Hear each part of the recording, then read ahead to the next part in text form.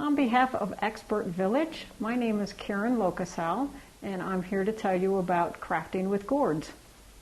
Color in your gourds. Okay, there's lots of different ways to color your gourds. Whether you're going to paint the design first or whether you are going to do the outside of the gourd or how much is going to be the natural gourd is showing. But some of the things you can use to do this, this particular gourd has been, the gourd itself is stained with leather dyes. The color in here that you see has been done with acrylic, just your basic acrylic paints. You can also use wood stains. Wood stains work very well for doing the overall gourd. You can also use shoe polish, works very well to get a nice shine and some coloring on it. For your designs and some of the finer work, you can use something as simple as a permanent magic marker. You can also use what they have out on the market now. They're called paint pens. Paint pens work really well. There's also the dyes that you use for rubber stamping. There's lots of different dyes out there for that work.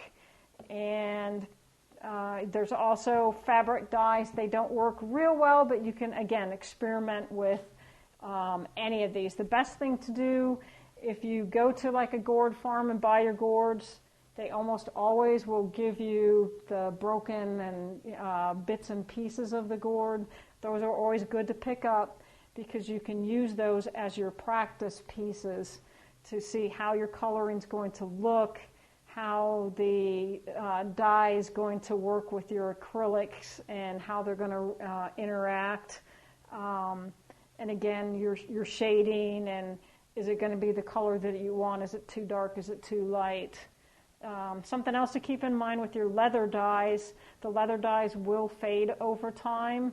There's a couple of things that you can do to try to prevent that. One being do your acrylic sealant once your project's done.